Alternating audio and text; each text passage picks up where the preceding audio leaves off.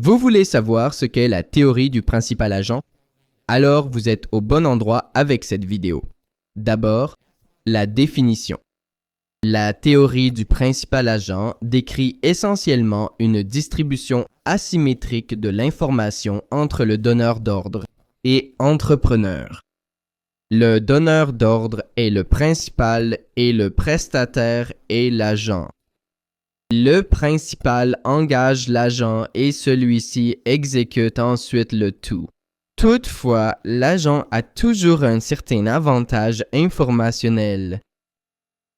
Ce qu'on appelle asymétrie de l'information devient problématique car le principal n'a pas les mêmes intérêts que l'agent. On appelle cela aussi le problème principal-agent. Ce problème peut être divisé en 3 catégories. Premièrement, les caractéristiques cachées. Deuxièmement, les actions cachées. Et troisièmement, les informations cachées.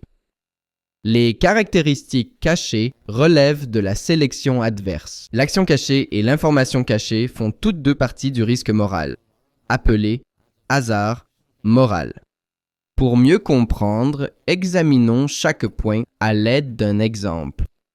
Les caractéristiques cachées concernent les propriétés dissimulées avant la signature d'un contrat. Supposons que notre voiture est en panne. Nous devons maintenant décider dans quel garage emporter notre voiture. Malheureusement, nous ne pouvons pas savoir exactement lequel de ces mécaniciens travaille proprement. Pour les caractéristiques cachées, il y a cependant 2 approches de solution. Premièrement, le signalement et deuxièmement, le criblage. Pour le signaling, le mécanicien essaie de nous convaincre qu'il est la bonne personne pour ce travail. Par exemple, en nous montrant des certificats ou des agendas complets. Lors du dépistage, nous essayons de nous informer si ce garage est bon. Par exemple, en cherchant des avis en ligne. Une fois que nous avons fait notre choix, l'action cachée apparaît. Il s'agit d'actions cachées après la conclusion d'un contrat. Dans notre exemple, cela signifie que nous confions notre voiture à l'atelier. Les coûts pour le travail seront calculés en fonction des heures passées. Vous voyez probablement déjà où se situe le problème. Comment pouvons-nous être sûrs que le mécanicien a bien trouvé le bon endroit? Temps imputé. Mais ici aussi, il y a 2 approches possibles. D'abord le bonding et ensuite le monitoring. Lors de la rédaction du contrat, nous essayons d'interdire toute forme d'opportunisme. En monitoring, on vérifie simplement nous-mêmes. On reste à côté du mécanicien et on le regarde travailler. Mais ces 2 mesures ne protègent pas contre le 3e problème, à savoir évaluer si ce qui est fait est aussi correct. Nous avons tout simplement trop peu de connaissances. Ce sont ce qu'on appelle les informations cachées.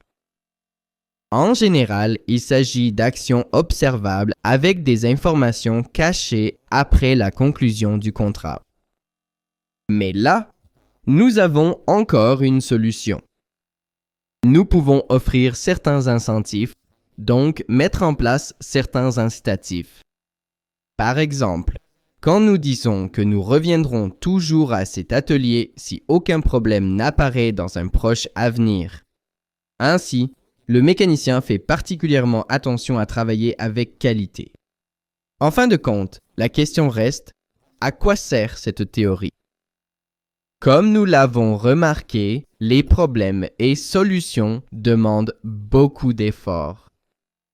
L'entrepreneur et le client doivent se poser la question: combien de temps et d'énergie souhaitez-vous investir pour éliminer l'asymétrie de l'information?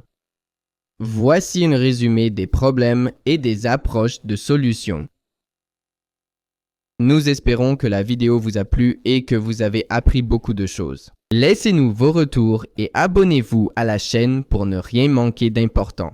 Sinon, profitez bien des autres vidéos.